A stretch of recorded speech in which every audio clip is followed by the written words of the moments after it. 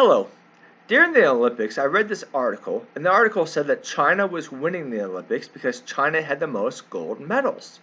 And if the US wanted to win the Olympics, that they had to have the most gold medals because silver and bronze don't really matter. Now, I read that event.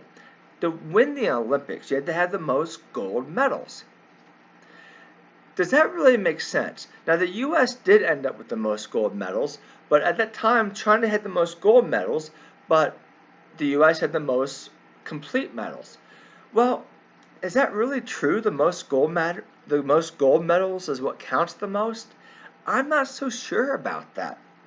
Let's first of all, you know, first of all, are, are we going to say that all medals are created equally? Are we going to say that a medal in table tennis is equal to a medal in men's basketball? I don't think so. Or men's soccer or something else. No. But anyway, let's just logically look at this from this point of view. Let's look at it from gymnastics. In women's gymnastics, there's four events: the balance beam, the uneven bars, the vault, and the floor exercise. We'll say that there's one athlete that got a gold in the vault. They're the best in the world, the vault. But that's the only event that they medaled in.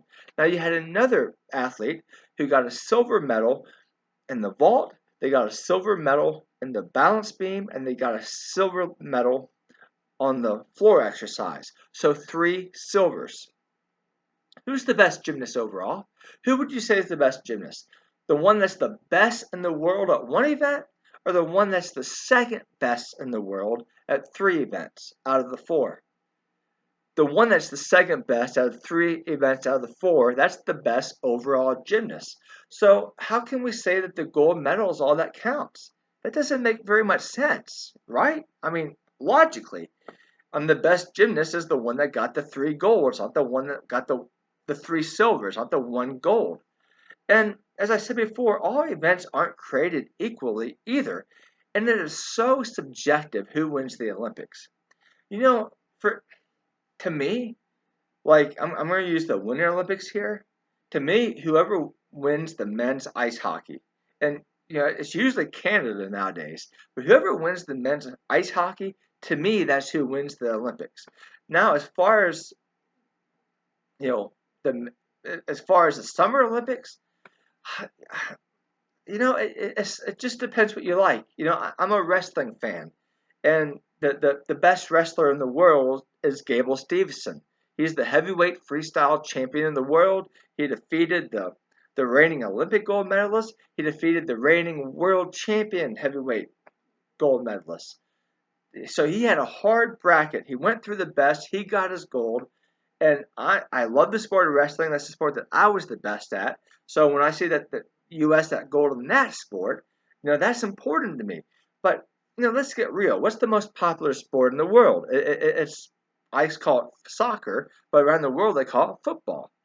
Don't you think there's a lot of countries like Brazil or countries like England and Great Britain or Spain that they would rather have a gold medal and football and soccer than compared to anything else, and they would trade gold medals in other sports just for one gold medal in soccer or football. So it's so subjective. We can't say that one won the Olympics, and we definitely can't use goals to justify it. I think we need to enjoy the athletes and enjoy what we saw and appreciate individual greatness and just hope that the sports that we love, prosper.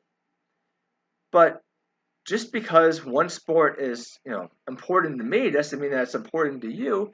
And before we say that one team won the Olympics, not all events are created equally. And what I think is more important, I mean, do we really even need all these different swimming races? I mean, how practical is the breaststroke? Why do we even have the breaststroke? You see, but see, if you're a swimming person and you like the breaststroke, I just offended you. So in reality, I would like to, I think the Olympics probably should get back to what they used to be. Instead of having all these different fringe sports and they're just so big. But anyway, who won the Olympics? That is subjective. And it depends where you're from. It depends what sports you like. And I guarantee you that if you're, there's whoever won men's soccer, since that's the most popular sport, that whatever country won men's soccer, they're claiming, some people in that country are probably claiming Olympic champion. Like a lot of people in Canada, when their hockey team wins their gold, even though they don't have the most medals, they won the most prestigious event. As an American, basketball means more to us than soccer does. So, that event would have meant a lot. So it's just subjective. And when we see articles like China's winning the Olympics, no, I think that's just a sign of ignorance. And the U.S. didn't win the Olympics. No country won it. The athletes did it. And it's that's just my thoughts. So anyway, thank you for watching. God bless you. Take care.